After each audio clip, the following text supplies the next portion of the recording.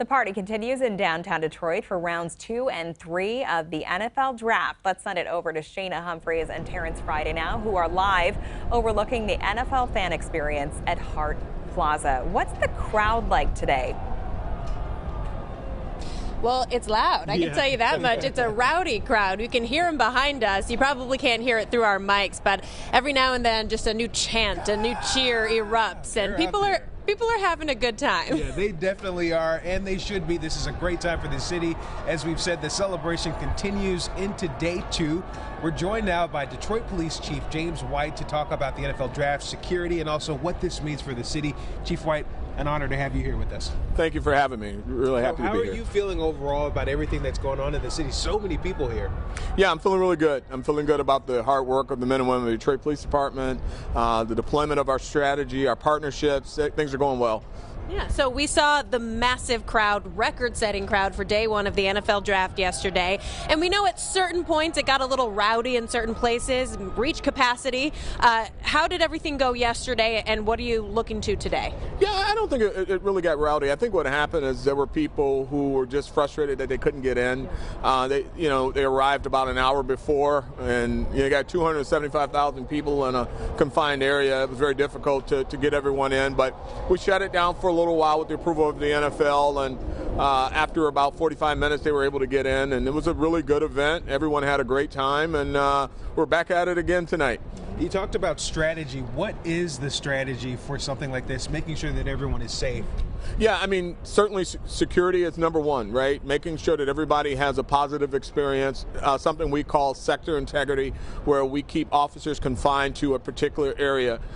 We have a number of officers, I'm not going to share what that number is, but a whole lot, that are in defined areas of the city, defined areas of this footprint to ensure that this event is safe.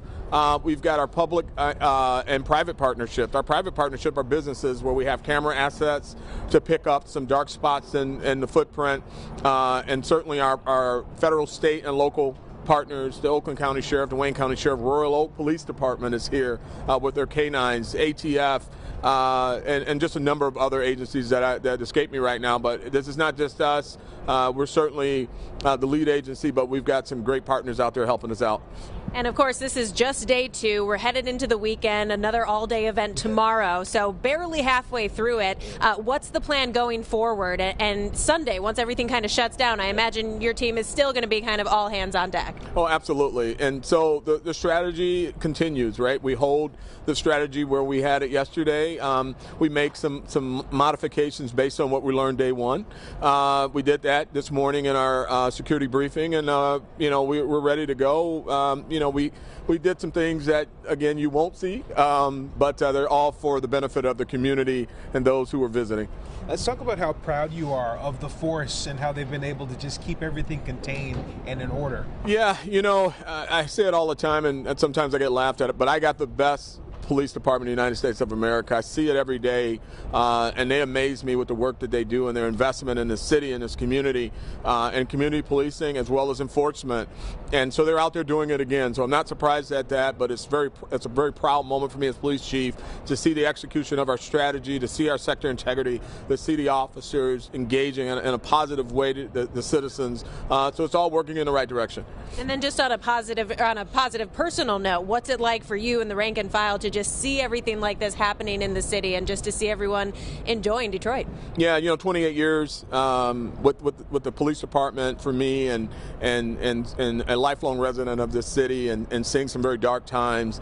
Yesterday when looking at 275,000 people and the beauty of the skyscrapers and the picturesque views of the city, I took a moment and said, wow, this is really nice, and I'm really proud now. Let's get back to work.